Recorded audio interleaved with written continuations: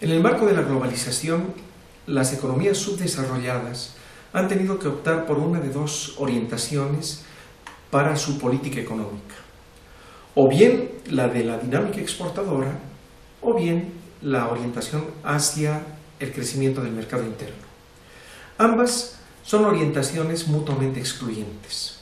La primera, la dinámica exportadora, significa fincar las expectativas de crecimiento en la demanda del resto del mundo sobre los bienes y servicios que produce la economía local.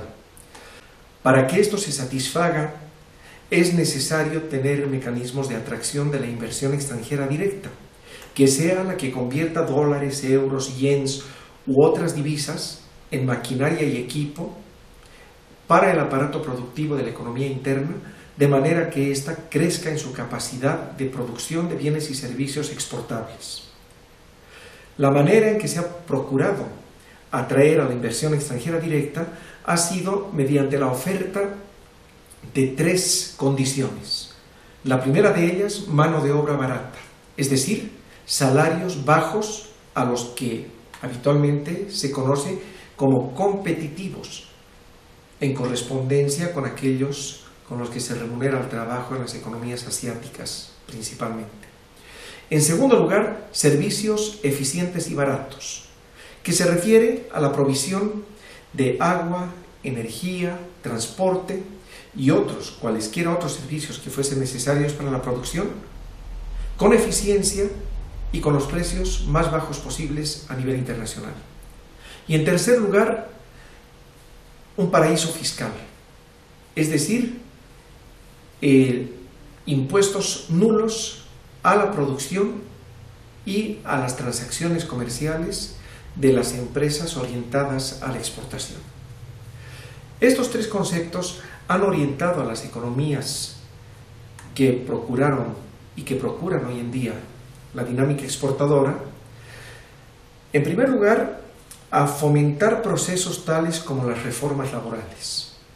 La reforma laboral, que se basa en la idea propia de la teoría neoclásica de que el sector laboral es un mercado, el mercado de trabajo, y que la manera de fomentar que los niveles de empleo crezcan es disminuyendo el precio de esa mercancía llamada trabajo, según ese marco analítico. Entonces lo consiguen derogando todas aquellas trabas, obstáculos institucionales o costos asociados a la contratación de mano de obra. Y de esta manera, lo que en última instancia sucede es una disminución de los salarios reales. Al disminuir los salarios, se espera, según este enfoque, que los niveles de empleo crezcan. Y por tanto, que las empresas, sobre todo las empresas que viajan con la inversión extranjera directa hacia el interior de estas economías, se vean satisfactoriamente motivadas a emplear a más mano de obra nacional y a hacerlo con el propósito de exportar los bienes y servicios que produzcan. Las reformas laborales, tales como la que hoy en día se promueve en México, están precisamente orientadas a ese fin: lograr la provisión de mano de obra barata para las empresas que están orientadas a la dinámica exportadora.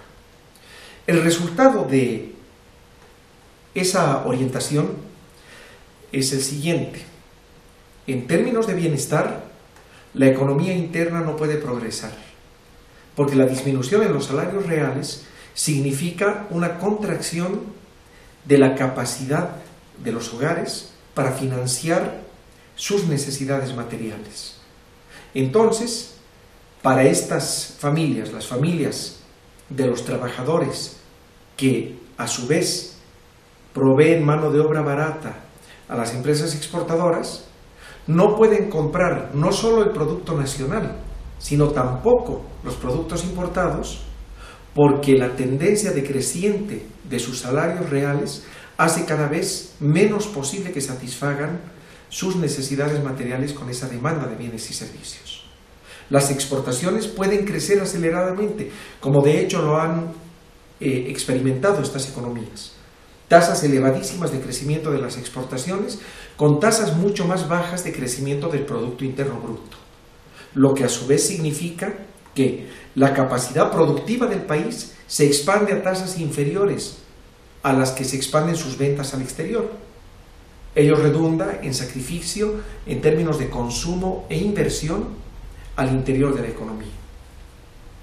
Por el otro lado están las economías orientadas al mercado interno y que fincan sus expectativas de crecimiento en la expansión de ese mercado. Para ellas, el crecimiento de los salarios reales es fundamental, porque en la medida en que estos se expandan, aumentará la capacidad de los hogares de comprar bienes y servicios, de las empresas que a su vez estarán orientadas a producir los mismos para la satisfacción de las necesidades de la economía local. En tal caso, la exportación podrá realizarse, pero solo de aquellos excedentes que sean liberados por la economía local, pero no será la orientación principal de la actividad económica, como acontece en el caso de las economías orientadas a la dinámica exportadora. La exclusión entre uno y otro enfoques es clara. Para la dinámica exportadora, disminuir los salarios reales, si es que con ello se pretende, en primer lugar, atraer la inversión extranjera directa y, en segundo lugar, elevar los niveles de empleo. Para la orientación de la economía hacia el mercado interno, elevar los salarios reales. Al elevar los salarios reales, hacer crecer las compras de los hogares y, por tanto, los volúmenes de venta de las empresas. Al expandirse los volúmenes de venta de las empresas, elevar los niveles de empleo en las mismas. Entonces, orientar la economía hacia el mercado interno significa fincar el crecimiento del aparato productivo en el crecimiento de los niveles medios de satisfacción de las necesidades materiales de los hogares. Orientar la economía hacia la dinámica exportadora significa fincar el crecimiento del aparato productivo en la disminución paulatina de la capacidad de cobertura de las necesidades materiales de la sociedad interna. La dinámica exportadora es un camino expedito para empobrecer a las sociedades que, no teniendo capacidad tecnológica para abatir costos de producción, encuentran como único mecanismo de ganancias de competitividad a las devaluaciones o bien a la disminución de los salarios reales, en el entendido de que las devaluaciones en última instancia concretan disminuciones en los salarios reales. Esta comparación entre las dos orientaciones es fundamental para comprender las razones por las cuales el razonar al sector laboral como si fuese un mercado está estrechamente vinculado a la dinámica exportadora, mientras que la orientación hacia el mercado interno está más bien apoyada en la idea de que el sector laboral no solo no es un mercado, sino que los salarios tampoco son un precio, el precio de una mercancía, sino la cuota de participación de los trabajadores en el producto social.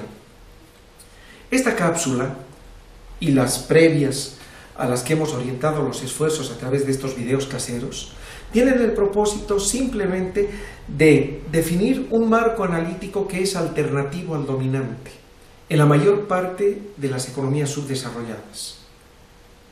En ese sentido, esta orientación, que pretende tener elementos de carácter conceptual, pero apoyados todos ellos en demostraciones axiomáticas que están a disposición del público en temas referidos a teoría de la inexistencia del mercado de trabajo, habrán de contribuir en última instancia a fomentar la opinión crítica sobre el modelo de desarrollo vigente en las diferentes economías subdesarrolladas.